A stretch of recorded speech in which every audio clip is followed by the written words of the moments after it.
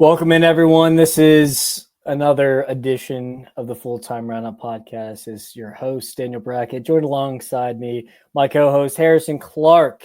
Harrison, it's been around, I don't know, give or take 5 weeks since we've recorded. We've had some career stuff going on, some life stuff. It's been busy, but, it's time to get back on the mic. It's been a while since we've chatted and talked some footy. Since the last time we've spoken, a lot's happened. So we're going to have to kind of bebop around on this episode here. But you took a trip from across the pond to Deutschland. Tell me about it. Dude, it was sick. I had never been to Germany before. Obviously, back in high school, me and you and a bunch of our friends from our high school went to Europe, but had never been to Germany before. Hopped around a bunch in Germany, primarily in Munich. Got to go to Augsburg to see a Bundesliga game. That was my first game in person in Europe watching a game, so that was sick. Taking in that kind of atmosphere. Gotta say, a wild miscalculation from my uncle getting the tickets. Bought the tickets as he said he put on the ticket that he's an Augsburg supporter. We buy the tickets and we end up in Block W. And what is that? That is the supporter section of Bochum, and my God. Were you wearing Augsburg shit? No, completely neutral. Thank Completely God. neutral. Thank God. Danny, I didn't know if you God, went to like a store and picked up like a fucking shirt or something before. No. There was no favoritism, even though we say that the only reason we put that we were going to be Augsburg supporters was so that we could basically get like a neutral seat.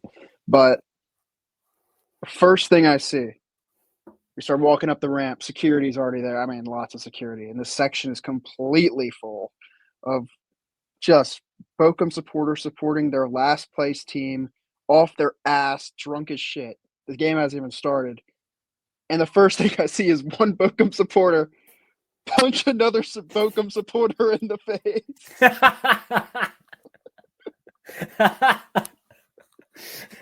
And the guy who got punched in the face, his nose starts bleeding. He already had a cast on his arm. I was like, oh my God. 9-9?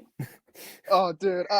Me and my cousin, who I spent a lot of the time with, we were in awe of what was going on. We're like, holy shit. They stuck us on the stairwell because there was nowhere else to go. I was getting hit in the face by their waving flags. There was another Bochum supporter. There was bars between the Bochum supporters section and what I thought was the neutral section, but there were also a couple other Bochum supporters on the side. And this kid who's like my age starts walking up the stairwell, and he just starts talking shit to this guy across the bar, giving him the middle finger. And I'm looking over, and he's talking shit to another Bochum supporter. And I was like, dude, what are you doing? What are you doing? When you're in the relegation zone, dead last in the Bundesliga, it's a rat race, and you start to turn against your own. Obviously, we were at the concession stand, and this supporter, he was a Bochum supporter. Also, he recognized, I guess, from the way that we were ordering and stuff like that we were American, and he was like, "What are you guys doing here?" And we're like, "Just checking out a game, man." And he was like, the game you came to see was Augsburg versus Bochum. And I was like, he's got a fair point. He's got a fair point. Yeah, no, good point, man. But so we eventually, my uncle started basically sweet talking one of the security guards, and we ended up 3 rows from the pitch. So it was pretty cool. The game itself, lackluster. Nothing real great. Augsburg won the game 1-0, scored a penalty.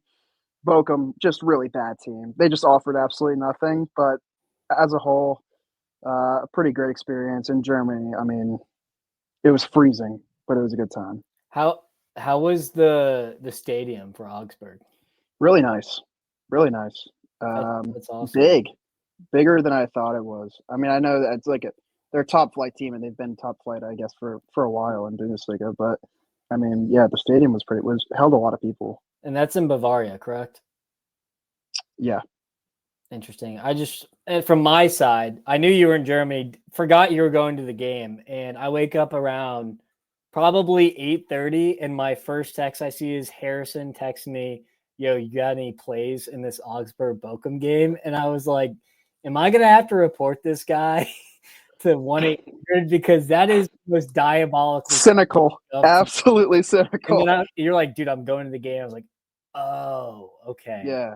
And then the bet didn't hit anyways. But. Yeah, just needed a little juice because I knew there was a possibility that the game could suck. I mean, it was gonna be cool going to the game, but I knew the game had potential to not be the best. So ended up taking the over 1.5. Couldn't even get there. So I was like, Brutal. you know what? Tough. That's fine. That's thanks to the Steve Mounier throwback to Huddersfield if you're a PL fan.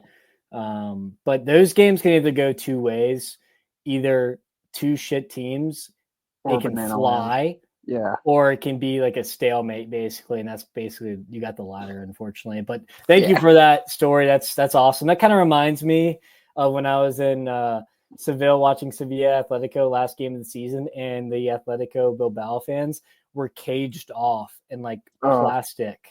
And that's basically what it was. I was like, dude, this is like a cage. This is crazy. It was nuts. But all right, we'll move on just because we have a lot to talk about today. But that's a great story, and thank you for sharing that. I'm definitely jealous, even though wish we could have intersected. Maybe you could have gone a few months sooner. Glad I missed the cold weather at least. It looks cold when I watched the Bundesliga. It was cold. It was sub 20 every day. Sub 20? It was cold. Yeah. Oh my God. I thought it would be like 30s. I mean, there were some days if the sun was out that it was 30, but I mean, we also were outside pretty much the entire time, just checking it all out. So it was a lot of layers going on. God, I can't imagine. No wonder Gio Reyna can't stay healthy. Stiff as a bull. I know, but all right, let's get to some Premier League. So last time we spoke, United had a different manager. Now we've been talking about Ten Hag's downfall for a very long time now, and it's finally happened. And Ruben Amorim has taken charge. He's changed the formation.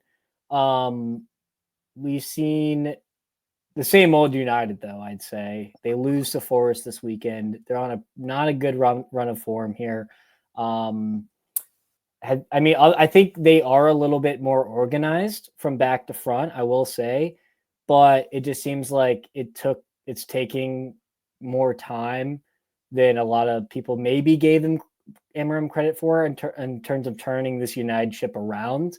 I didn't think this was going to be an overnight switch myself.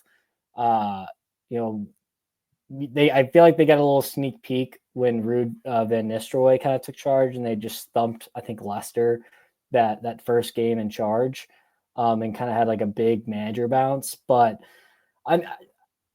I was watching that Arsenal game in particular that they lost to. They did lose on like 2 corners, which is unfortunate, but Arsenal they just scoring every quarter. Yep, and they just didn't seem like that creative going forward. There was no like attacking verve, and I was kind of surprised by that because I thought Rashford would kind of come onto the scene here. Maybe Garnacho could finally do something this season. He's been dreadful, but a lot of the same old. Is there anything that you've seen that looks, if a United fan is listening to this and wanting hope here, have you seen anything to look forward to other than Amarin's terrible body language? Well, I think it's a problem from the top down. I mean, they got a team of $600 million or whatever on their pitch, and like the talent's just not that good, frankly. I don't think. Yeah, I agree. I think it's nice that they have Lenny Yoro finally playing. Yeah. I think he was one of their more promising signings in the summer, and he really hasn't been able to get on the pitch at all year until recently. So getting him into the fold, maybe helping to solidify their defense somewhat. An Amorim system, Bruno's getting on the ball a whole lot. And that's good for him. It's good for him because, that's where his magic happens is when he's on the ball. So if he's making outlet passes or, everything's going through him, then I think that United have a better chance of success going forward. The main thing that they got to continue to try to get going is Rashford. He scored immediately in their first game against Ipswich with Amorim. I believe he scored in their 45 seconds. That was nuts. He scored, I believe, in their 4-0 win over Everton. and then they've had their 2 losses consecutively to Arsenal and Forest, where he hasn't really been as effective. So finding some sort of consistency for Marcus Rashford is going to be massive. I mean, just feel like at some point this guy has got to get going. He's their generational player, but he hasn't been playing like that for almost a year now. So if they could somehow unlock Rashford, I think it unlocks a ton for them. But I think it's a process, and it's going to take a little bit of time. I mean, their sporting director just left out of nowhere. Uh, there's just so much that's going wrong. I think that is wrong at United that they still have to figure out. So this is going to be a process. Absolutely. I do think Rasmus Højlund has banged in a few goals as of late, so that's good. Xerxes had a few. I don't think Xerxes does have a long-term future as a United player. I think we'll see if Gyökeres follows, because I mean that's like that's the guy that obviously Amorim's going to want to get in there. That's his guy. If they can find a way to get Gyökeres, then I don't really know what happens with their strikers, because they should just buy 2 strikers 2 seasons in a row. So like at that point, it almost feels void. But also, it's the world we're living in where you spend money to be good. So I don't really know. Yeah, and Xerxes could be a good Bundesliga player. He could be he's obviously proven in Italy. I think he could play in Spain. I don't think the Premier League really suits his game, but there's not many clubs out there that are going to pay that high price tag that United spent for him after a failed move. So it'll be interesting to see what his future is. Maybe they loan him out next year and he can kind of recoup some of that value they got. But I do think there still is a good player within Xerxes, just not a United player in terms of just the style that he plays. A hold up, much more intricate play. He's not fast paced on the counterattack. I will say, I think that Amorim takes 2 players from Sporting. I think Gyökeres is the obvious one that everyone shouts, but I think we're missing one that I think would be a very good signing for them. A very underrated signing. Not many people know of him. It's that CDM. Is it? He's the blonde kid. Starts with an H. I'm gonna try to pronounce his name in just a second. But it's Morten Højlund. He's 25 years old, Danish kid. Market value has him at 46 million. He's been one of the best players for Sporting for the last couple seasons. 6'1", good build. I think he can. He's been under Amorim for 2 seasons now. So I think that he could be a player, because when I look at United, I think obviously the attack could be better, but I think the midfield is their biggest hole right now. Kobe Manu has been injured. Bruno is obviously very good, but he doesn't have much help there. Casemiro, probably his last year in a United shirt. Eriksen is just not the player he once was. So I think you sold McTominay. Ugarte's okay. I think he could do the dirty work. I think he's a good rotational player. I don't know if you can depend on him for 40 games a season in the Prem. So I think, Morten Højlund could be a good signing. I actually don't mind they might sign Ignacio or someone like a center back as well. I thought De Ligt's been good. I think that, you get Lenny Euro as well now. Mazraoui on the right side's fine. I don't really know who's going to play left back. Got more questions than answers for United, but when you're working on an Amorim system, I mean, he's got the wing backs going now too. So we've seen a little bit of Diallo at right wing back, which I actually like a lot. I think that he's a silky player. Yeah, he's nice, and we've been seeing some of Malacia, who I have not seen in a while. Well, he was out for like a year plus. I know, but I'm saying like you almost like forget that they even have him because we haven't seen him in a long time. So I don't know if he's the long-term solution. Luke Shaw just got injured again, so I mean, shocker. God knows what his future looks like, but yeah, I mean, it's just a whole different system, and he's got to get his guys in there, I think, too. Realistically, where do you see them ending up this season in the table? They're right now they are 13th. I think they'll get top half. I think they'll make it. I think they'll finish probably. My prediction is 9th. Fulham is 10th. Brentford is 9th and at 23 points, only 4 points behind. I think that's very doable. The gap between the top 4 and like mid-table is not far, but also you got to also account that City, even though it's been bad, and we'll probably talk about them. Like you got to figure at some point that they'll probably make their way back into the top 4, and so that top 4 just seems completely impossible for them. So I don't know. I just think it's going to take a little while for this team to really figure it out. I just don't think they're that talented, to be honest. Absolutely. Yeah, you mentioned City. Let's go to the other club in Manchester City. Been in just, basically since we stopped recording, they've just been absolutely unbelievable, which is hilarious because we used to just be like, God damn it, City won again. Now we stopped recording for 5 weeks and they dropped, they 5 in a row. Yeah, they dropped. Well, the last 5, technically 3 losses, 1 draw, 1 win. So, pretty catastrophic, especially this weekend against Palace.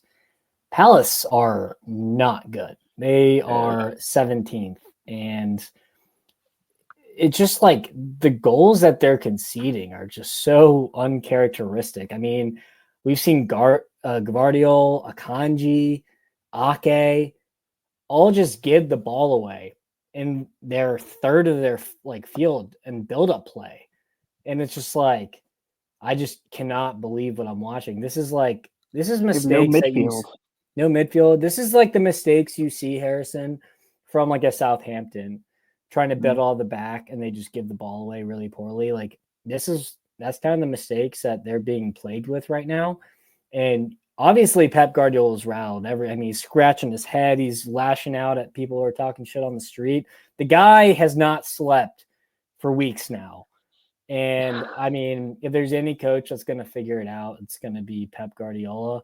I'm sure they're going to go and sign a couple players in January and right this ship. But I think the biggest thing here, if I'm a Manchester City fan, is all right, if you take out Holland from that top 3 and you throw in just like, your average striker, where is that front 3 ranked in the Premier League in terms of potency? I'm saying middle of the table. Or wingers wise, like after a bright start to the year, dude, Savio has done nothing. Doku, he scored a couple goals recently, but he's been a problem. They've had to they've started to play Mateus Nunes more, who he's doing nothing for me. Well, he's just not a winger, plain and simple. I don't know why Pep's not playing him in the middle of the park. Foden's been terrible. Grealish has been terrible. They just got De Bruyne back. I mean, I don't know. There's so many I really didn't even think it was possible for them to lose 5 in a row. I didn't think so either. I didn't even think. I actually it's still hard for me to fathom that even happened. The Feyenoord draw in the Champions League, up 3-0 at home, and they gave up 3 in a row to Feyenoord. I could not believe what I was watching, and that's when we had the photo of Pep basically scratching all the way to his brain and saying that he wanted to harm himself. That was wild. But it's pretty crazy what's happened with City. I knew losing Rodri was going to be bad. I didn't know it was going to be this bad. And now this weekend, Rico Lewis gets sent off, going to serve a touchline ban. I mean, the only healthy defenders you have is Gvardiol, Diaz, and Kyle Walker. You have a bunch of academy kids for the other defenders, and then you're telling me that a midfield pivot of Gundogan and Bernardo Silva as the 6 and the 8. I just don't think that really shouts control to me. I think you cannot be playing Bernardo Silva as an 8. He's a 10 or a winger, in my opinion. He's lost a step. That's not why he's playing outside. I'd start Mateus Nunes next to Gundogan to get some steel in there for now. and just throw out a winger. Probably, Doku has to start every single game at this point, because Savio's been, that I think they were really gambling on him to be good after his amazing season at Girona, and he just hasn't really had his magic. I'm not really sure where this is going for City. They just look slow. They look old, and It's happened fast too. And it happened. But at the same time, Harry, Liverpool, two last season, 2 seasons ago, had a huge drop off after like in a miraculous 3 or 4 years. It just like sometimes that happens with these title sides who just win every single year, and it's hard to like you got to bring fresh blood in constantly, and they've been really relying on older players to keep carrying that burden. I just think it's not working. I can't believe Pep signed an extension. I thought he was gone after this year for sure, but very concerning if you're a Manchester City fan. You're fourth, so you're not too far. The title's completely gone for them? Yeah, I think so. I agree. But I actually wish I didn't answer that, just because this is what they do around this time, and then January comes and they get hot. They get real hot. Seen it. We haven't seen not it like this. Like this. Like if True. they pulled this, then I'd just be at a complete loss for words. But I don't think we've seen them go on runs though. Yeah, I think they get top 4 for sure. But yeah, I do. I do as well. But yeah, no. And then you got your 3 contenders. 2 of them are teams that we definitely Well, we're not in a title race. We're not title contenders. You are a title contender at this point, Harrison, and I guess we'll go ahead and get into it with Chelsea. Chelsea with a big win against their rivals, Tottenham. Go down 2-0 and come back with 4 unanswered goals. If you're a Tottenham fan, you're sick to your stomach, and if you're a Chelsea fan, you're just enjoying it. 2 penalties for Cold Palmer. It seems like Sancho's kind of contributed more in the goals as of late. Noni Madueke has been great. Nico Jackson, fantastic. Enzo Fernandez, dude got a divorce and turned into fucking one of the best midfielders in the world. Don't really know. There was always a player with Enzo. Didn't see as much as we wanted to the last couple seasons, but he's really turned it on. There's nothing like divorcing your wife to really get that bounce in your career. Some juice. Just need some juice. Guy is balling right now. So Chelsea look for real. They do, and they cleaned up the back. Maresca has that gamble has paid off. Now all these young signings are really starting to come into form, and it's kind of being put all together. And Cole Palmer is the fulcrum of it all. It's pretty unbelievable, to be honest. Chelsea's in an unbelievable form right now. 5 straight, I believe. Yep. No, 4 straight and with a draw. Yeah, but we haven't lost that, but I don't think we've lost since in a while. I want to say the end of October, or something close to that. So it's been unbelievable to watch. We start with Cole. Cole's doing everything. That second penalty, the Panenka, was one of the nasty. Forster got up before the ball was even in the net, and he was just turned away, like looking back at the crowd behind him. I was like, "Oh my god!" Did you see the picture? That was like, which one? He's like on the ground looking, and the ball's like literally not even in the net. That's what I'm saying. Like, honestly, genius on Cole's part, but he's just so fucking relaxed. Nothing phases him. He's a sicko. But yeah, they got everything going right now. Enzo Fernandez literally has become him in about a month. That goal he scored at Spurs, beautiful. He's scored, I think, I don't think he scored in the one before Spurs, but he'd scored in the 2 previously. I think it's like 6 goals and assists and 9 apps or something, like a really good goal record. Yeah, and they got him pushed forward, and now it creates even more problems when he's able to get on the ball as a 10. Caicedo's starting to hold it down. They've even inverted Caicedo from playing right back at times into the midfield. Maresca's got that thing cooking. Even Cucurella, when he inverts, has been very good. he nearly cost us the game this past week because he didn't have the right shoes on. But besides that, I mean, he threw him away. Yeah, no, he tossed him in the trash. I think it's fucking hilarious how the second goal goes in and immediately he sprints over to the sideline, changes it. Like, dude, what? I mean, just a horrible look. But yeah, it's crazy. And they like Conference League, they just throw out the B team and they kill everybody also. So it's really nice. They have that working for them, and the fact that a lot of other teams that they're playing, or a lot of the other top teams in England, obviously are playing their normal guys midweek, and Chelsea's fully rested for the weekends and going out there and putting on offensive clinics. I mean, it feels like every time they attack that there's a high possibility they could score.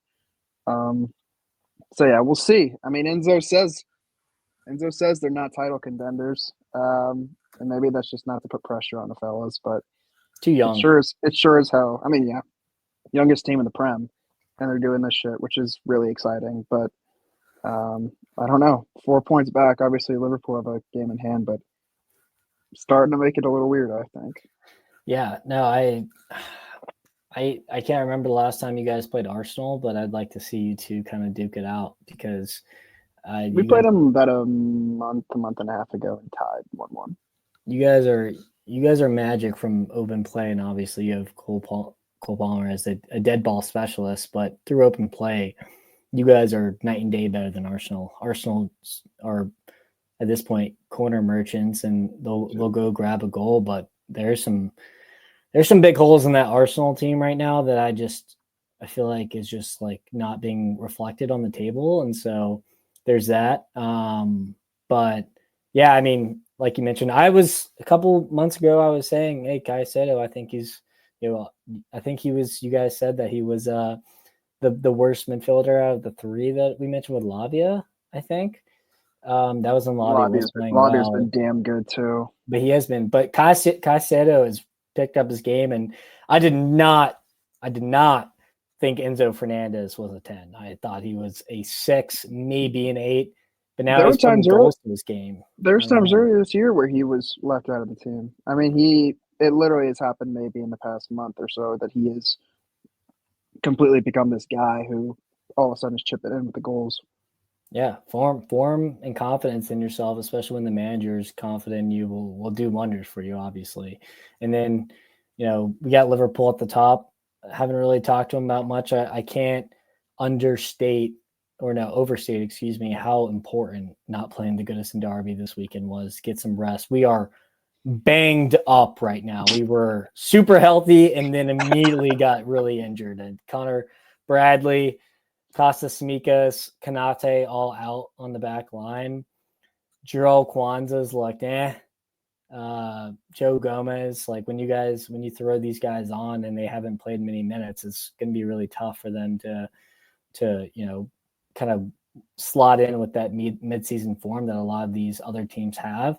I wanted them to play so badly this weekend. I was so scared.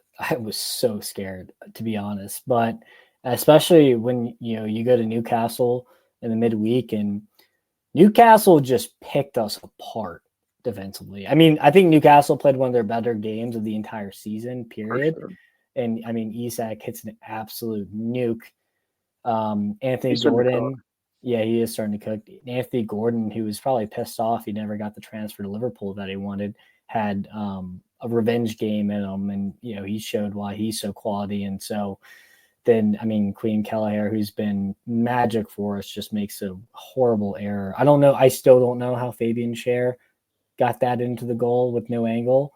But that was a tough points to give up there, especially after going from 2-0 to 3-2 and to give it up in the last seconds of the game. But then you see Arsenal tie Fulham this weekend, and it gives us a little bit of break. Now, I'm starting to get more concerned about Chelsea than I am about Arsenal at this point. I'm going to be completely honest with you. But, I mean, I think that Liverpool are still churning away results. Gravenberch, probably the best midfielder in the Premier League right now, if we're not counting Cole Palmer. If he's playing on the wings, I don't know where you kind of play Cole Palmer. But, both of those players are still in my XI. Mo Salah, probably going to get his extension. Van Dijk probably going to get his extension. Trent is 50-50 right now. That's the one I'm most concerned about at this moment. I think Trent embodies what Liverpool Football Club is, came from the academy. I think he could have a bigger legacy than my favorite player of all time, Steven Gerrard, especially because you have the trophies, and he's already all-time in assists. He comes on against Newcastle, immediately gets 2 assists, immediately. Yeah. But I do think that rest was very necessary, especially as these December, January fixtures are going to pick up here. Hopefully the squad can get healthy and continue to keep the distance between themselves and the rest of the pack, with Arsenal and Chelsea just hunting us from behind, though. Is there anything else that you wanted to discuss? The first thing that comes to my mind, Harrison, is Forest, 5th place. I mean, we shouted them out earlier, and I remember we both said, like, this team's actually for real right now, and they've kind of continued that through the last 5 weeks. Yes, they got drubbed by City, but then they go and they beat United on the bounce. I mean, this team is a really, really hard team to beat, and then you have Chris Wood in his probably the best form of his life, just banging in goals left and right. Yeah, no, he's a man on the mission in the box, dude. He is a problem. You cannot cover him. I mean, it looks like they've gotten through like the hard part of their schedule. I mean, these last 5 games have been tough for them. I mean, they played Newcastle, they played Arsenal, then they had the easy one against Ipswich, City United. Like, even for a club that's humming like Forest is, those are tough games, all consecutively. And they honestly dealt with it pretty well. They lost to Newcastle and Arsenal and City, but they took care of the points against Ipswich, and then they got a great win at Old Trafford. So you get through that part, and you're still laying in 5th. I mean, Nuno can't be mad about that.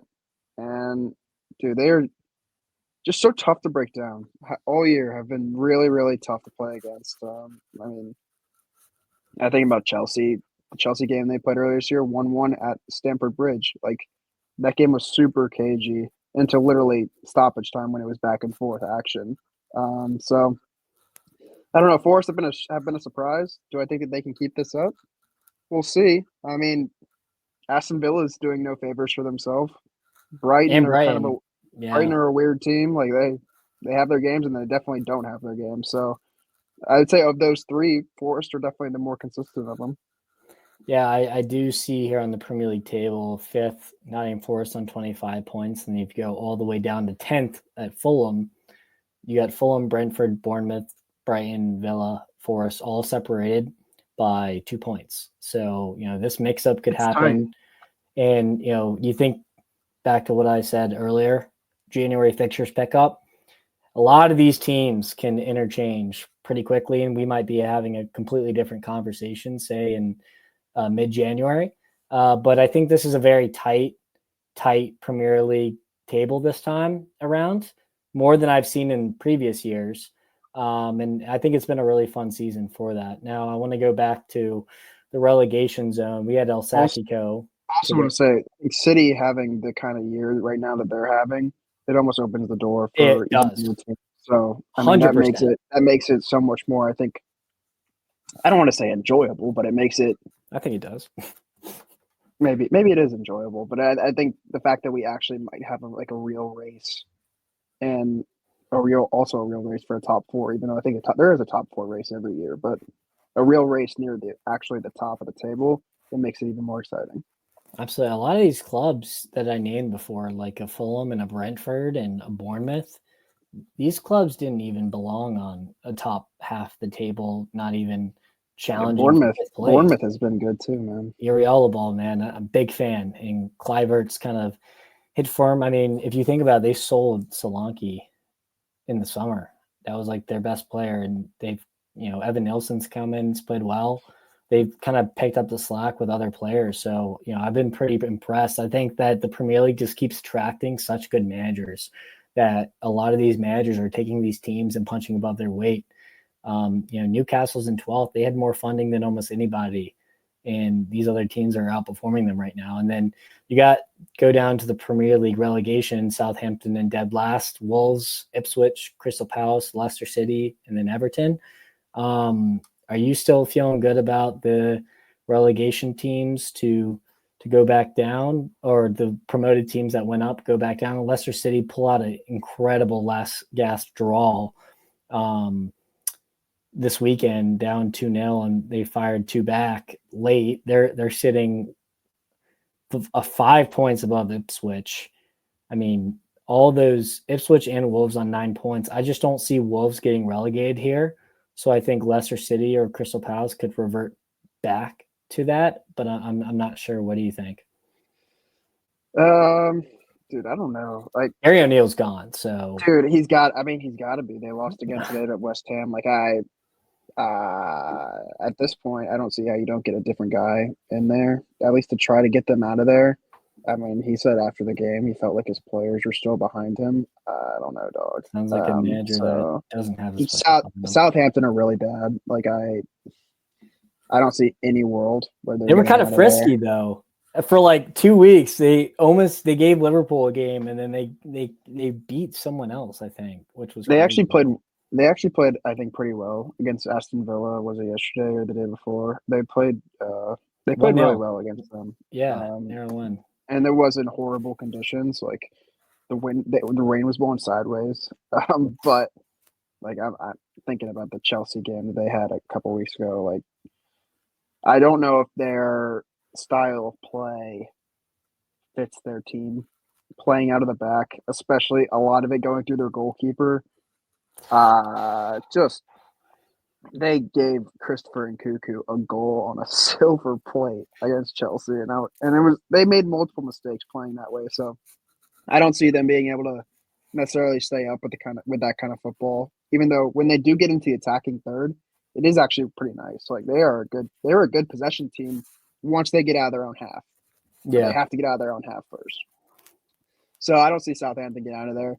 Ipswich, maybe tough to beat, but maybe. I think Crystal Palace are just better. So Wolves. And Leicester, all of a sudden, with Van Nistelrooy at the helm, I mean, they've rattled off 2 wins in a row. So who knows? Not saying they're necessarily going anywhere, but I think it could be enough to get them out of the relegation.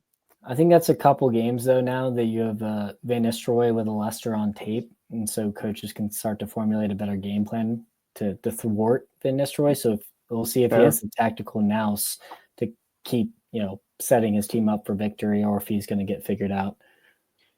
Where are you at with Spurs?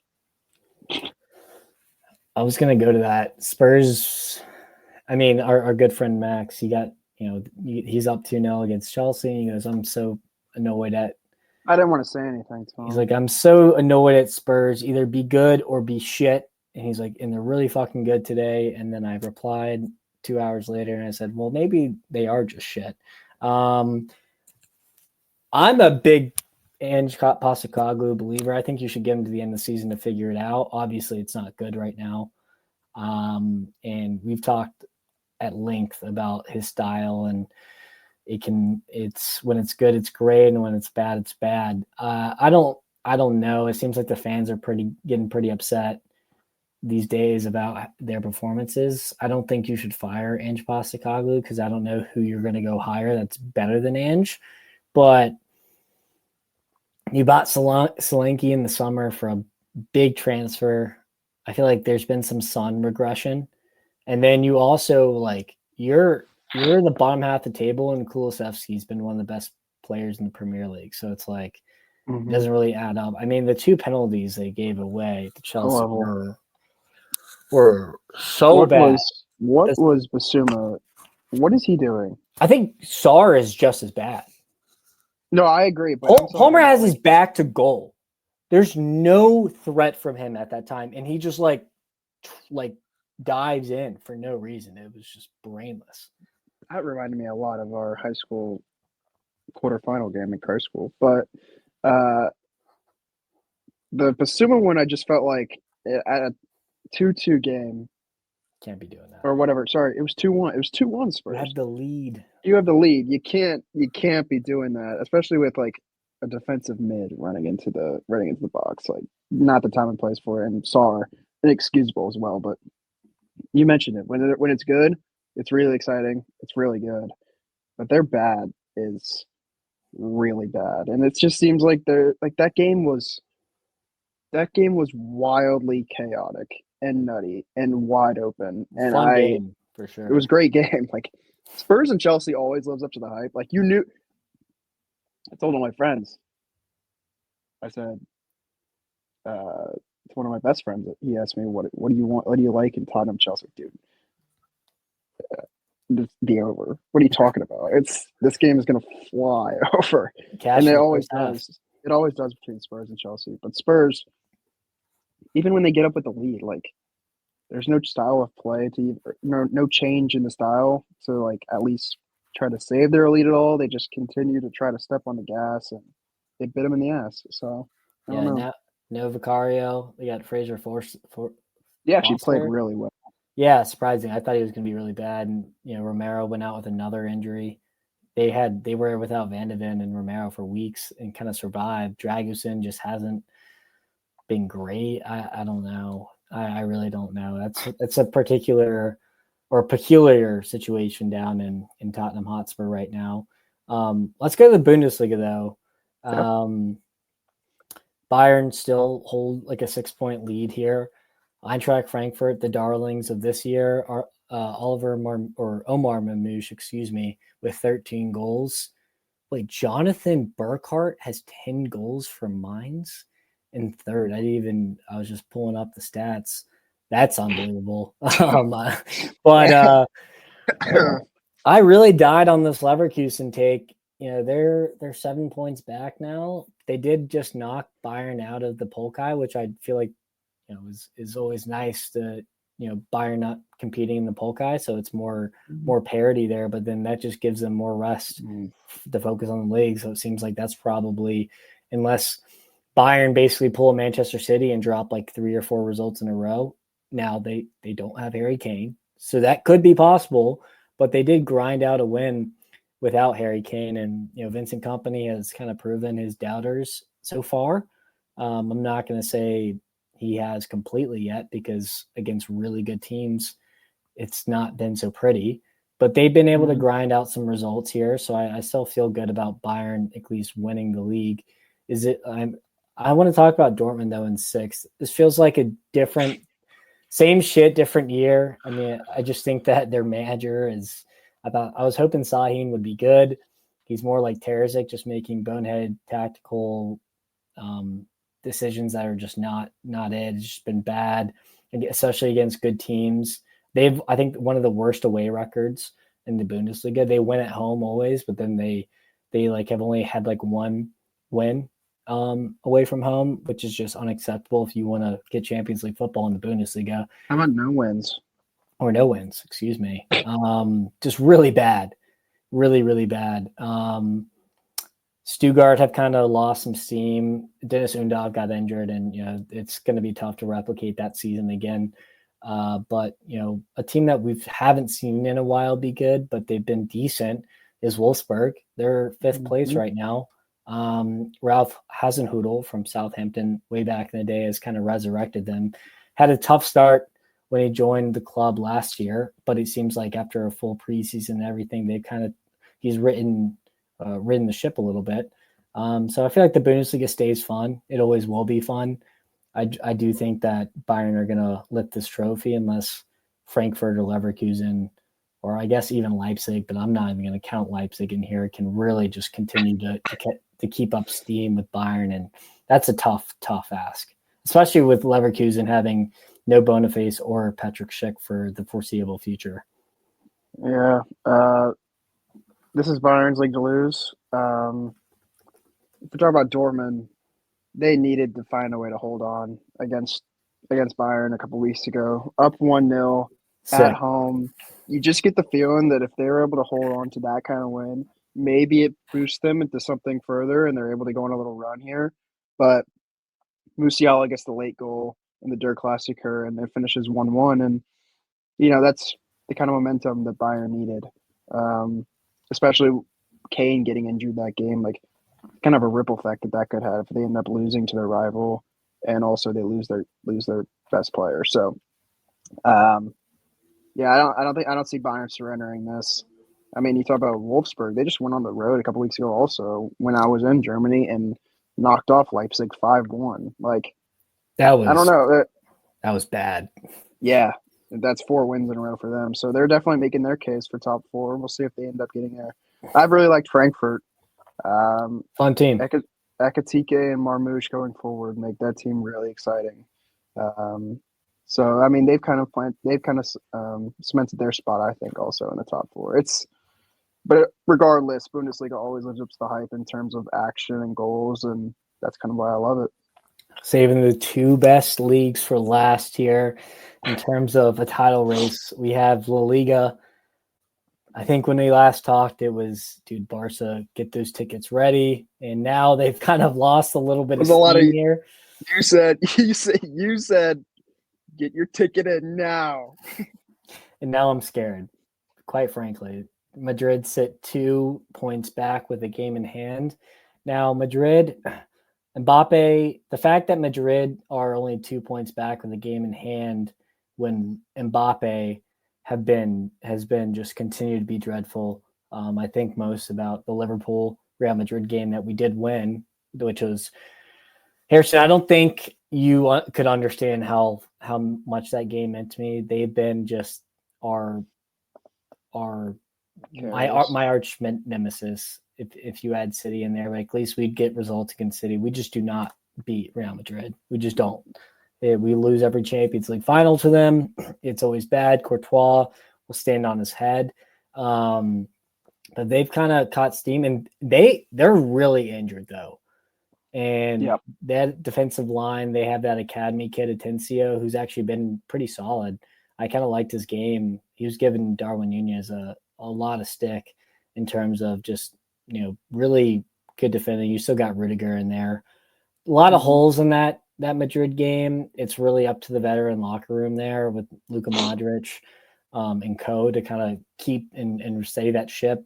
I'm just thinking if Mbappe does catch fire, which at some point I feel like it has to happen, that's when things could get really interesting. And of course, El Clasico will be probably the decider. Yeah, I mean, how do you feel about this title race? It's certainly starting to get a little interesting. I think deep down, I had a feeling that it would be really hard for Barcelona to sustain what they were doing earlier this year. I mean, they looked godlike. Rafinha's 11 goals. I don't think you could necessarily count on him scoring a goal a game. But Madrid starting to find it a little bit. Jude is starting to kick it back into gear. He scored in his last 5 La Liga games, which good stat. Obviously, thank you. Obviously helps a lot. So even when Mbappe's been struggling, they've had him to bag some goals for them. But I still feel like Barcelona is the better team as a whole. I still think that this is their league to lose. I'm not fully sold yet on Madrid. But I mean, they're definitely making it a little more interesting, and it makes for a lot more excitement going forward. And Lewandowski is still him, though. Oh, absolutely. I mean, but at the same time, they throw away a win against Betis. They lost last weekend to Las Palmas, which was really bad. I mean, I believe in Hansi, and I think that they'll continue to roll, but they're really just leaning on Rafinha, Lewandowski, and Lamine Yamal to stay healthy. When Lamine was out, it was a little bit more of a struggle. I do think Ferran Torres has stepped it up though as of late in those as a substitute role, which is really good to see. And then you have the La Masia midfield that continues to kind of churn. Mm-hmm. Just they were so good early because they were so solid at the back. And I feel like that's reverted a little bit back to the mean. So we'll see if they can continue to keep it tight. I mean, you got to think about how many academy kids are out there. It's only a matter of time until Kubarsi makes a mistake, or Balde, or Hector Fort. Like, you can probably rattle off 5 or 6 names.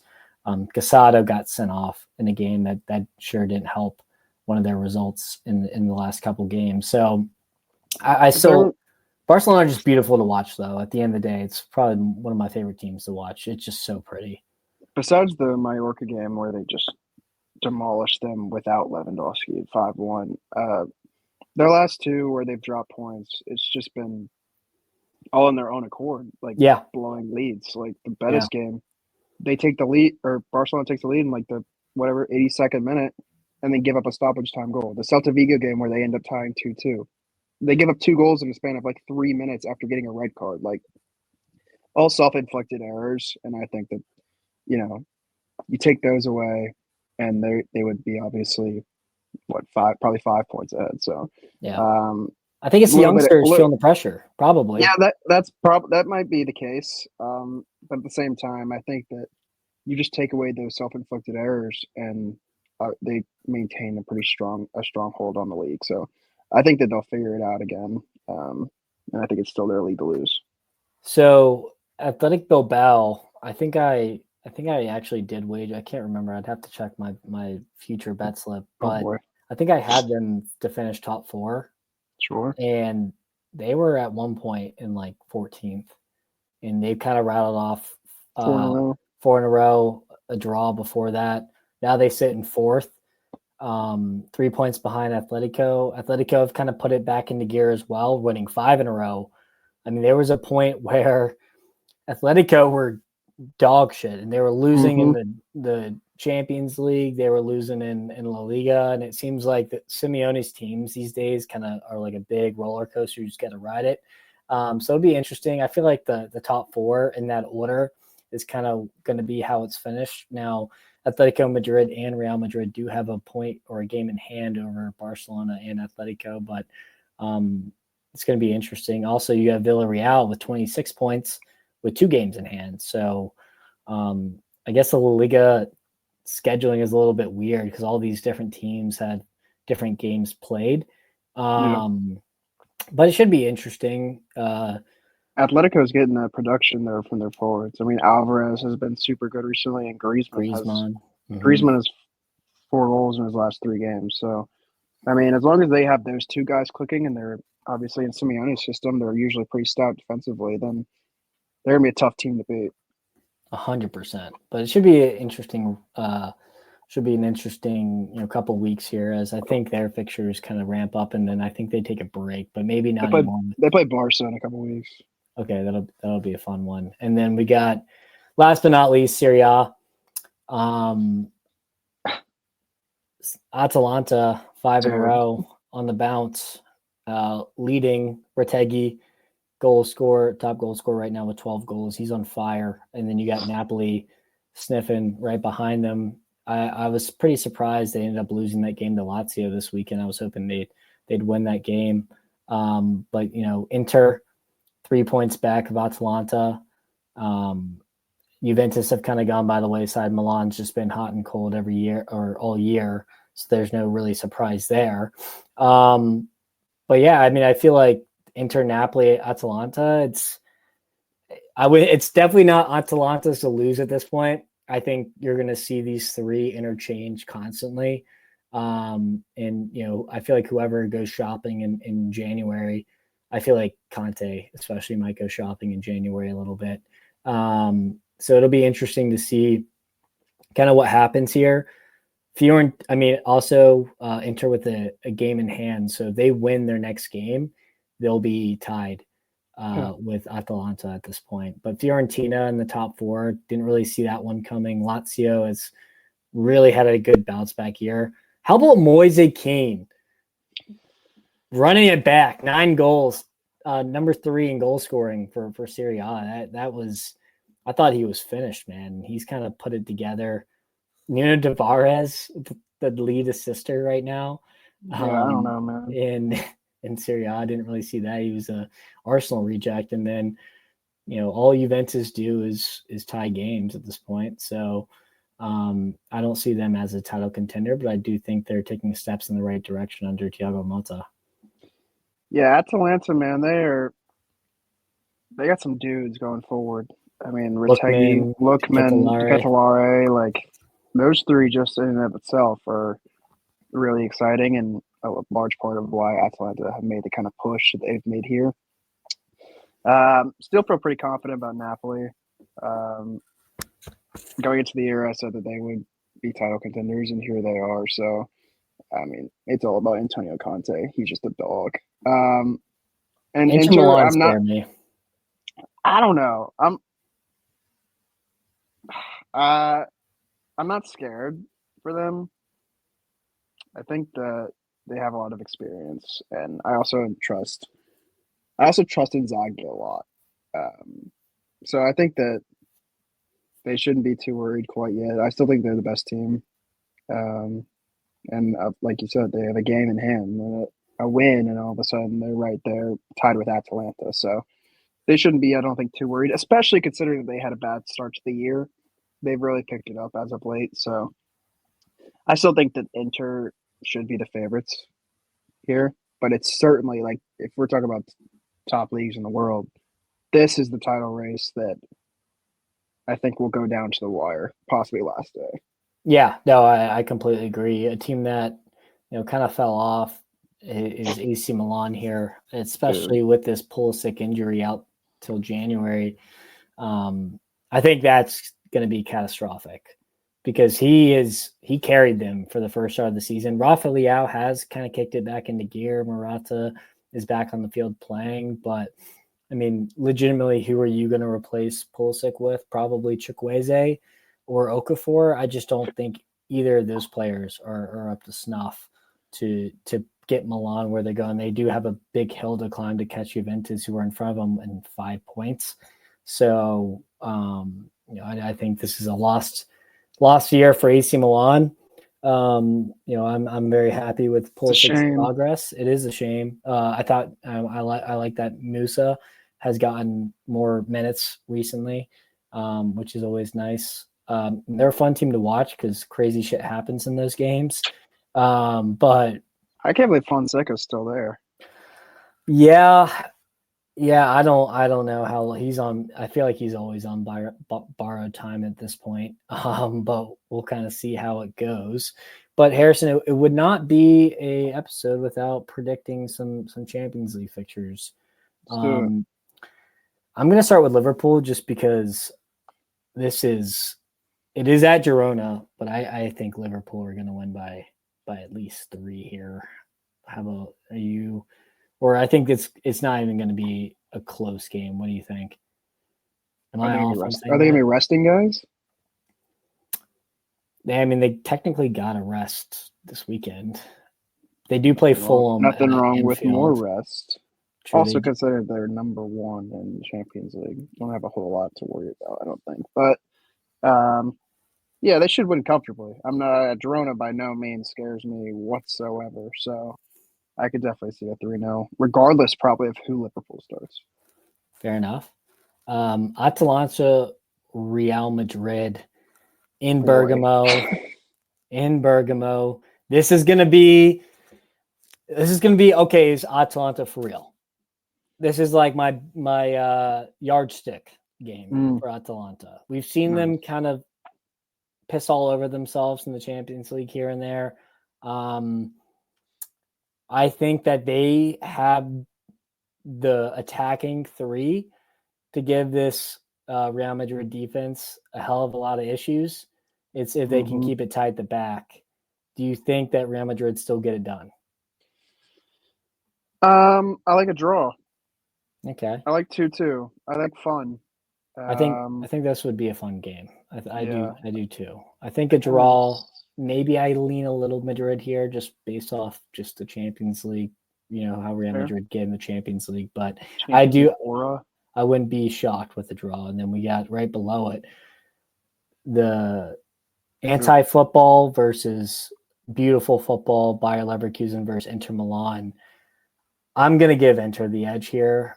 I think they can soak up this pressure. I think they could counterattack on this Leverkusen side. And I feel like this matchup, even though it's at Bayer Leverkusen, I think this bodes very well for Inter Milan. Yeah, I'd say so. They'd probably be tough to break down for Leverkusen. I still think this could be an interesting kind of game, especially at Bayer. I'm going to say 1-1. It feels kind of gross, actually. It's Even going to though be a gross game. I usually like watching Leverkusen, but Not Inter not have this one. no. Inter just find ways to make things nasty, and so I'm gonna say 1-1. I think I'm going to go with 1-0 Inter. I think Leipzig, Aston Villa, two teams that are very on par with each other. Two teams that are very alike, in my opinion. I have no idea how this game is going to go, Harrison. Not a clue. I mean, Probably a typically, draw. if I was just 2-2. like, if I had no idea, besides just looking at the tables of each side, I'd probably lean actually Villa. But Villa, as of late, have not been sparkling. Um, and I wouldn't say Leipzig necessarily have been amazing, but they're also top four and have played decent, I'd say, over the past whatever 8 games. Um, I'll actually lean Leipzig here. I'll say I'll say 2-1. I think Villa are just kind of run down a little bit right now. That's fair. Let's see if there's any other good games. The next day we have Dortmund versus Barcelona at Dortmund, who are obviously really tough to beat in the Champions League at home, especially. Barcelona, like we mentioned before, have dropped a few. Do you think this is one of them where they drop, or do you think they just tactical prowess just kind of overrules here and Hansi Flick's the better coach, therefore Barcelona should probably win this game? And superior talent, of course, but I lean Barcelona for sure. And they have a guy who knows a thing or two about scoring at that place. So and then when Dallas would have scored, that is automatic. Oh, it's free. Maybe chalk me in for 2. So I'll take Barca. I'll say 3-1. 3-1. I think that's fair. I was going to go 2-0. I don't like Dortmund at all. I don't either. And then probably the ugliest match on the board here, Juventus Man City. Naturally, any guy would say City's going to win this game, but how they've been playing mixed in with Thiago Motta, just really tough to beat teams. This is going to be like a 0-0 for me. I'm going to take City 1-0. I think or narrow, a narrow win. That's fair. I mean, I like it under, but I'll say City 1-0. Just gonna be a slog fest. One of those games I'm not tuning into. Actually, no, I will. You can bet your bottom dollar I will be not tuning into that. Weekend Manchester Derby, big look ahead spot. How do you think that City's just play United off the park, and this is where they're kind of back?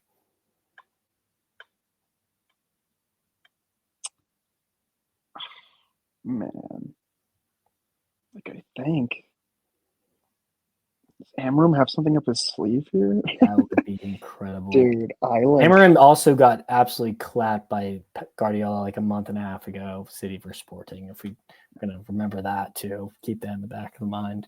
I mean, there's gonna be serious there's already serious questions, but if City don't win this game, there's gonna be some serious questions, and I think they're gonna draw. I think it'll be 1-1. I think it'll be 1-1. I think United put up a serious fight here. Amram gets them fired up and says, "Hey, this is what we've been fucking waiting for, fellas." And I don't know. I don't know. My gut, dude, is telling me the United find a way to get some sort of result out of this game. No, your gut said Forest last week, and how did that go? I'm just playing. That was mean. Yeah. Not the lash out. Not the lash out. Gut's been bad recently, so.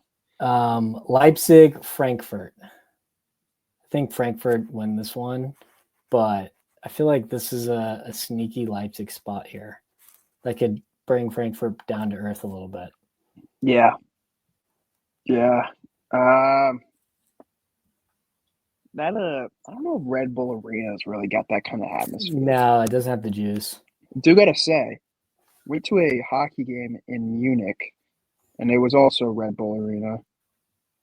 Dude, those guys with the Red Bull are psychopaths. They were pouring half-liter cups of Red Bull that they had on tap. 8 different flavors lined up like a typical, like what you get at your Chick-fil-A. Like I couldn't believe what I was seeing. These guys were just pouring half-liter cups of straight Red Bull, and I was like, all right, these guys are madmen. You put in But your on that pint? note, give me Frankfurt. Okay. They don't like I don't trust Leipzig, and I think Frankfurt are honestly just a better team than them. So I'll say 2-1 Frankfurt. Awesome. Well, Harrison, it's always good to chat footy. We're going to try to bring this back on a weekly basis. So, this isn't going to be another 5-week break, I imagine here. So, we'll definitely get together. Maybe, just maybe, in a couple weeks here, we might even record a live episode since I'll be home for Christmas. That would be really fun, I think. So, thanks for tuning in, guys. Sorry about the long-awaited absence, and we'll talk to you guys soon.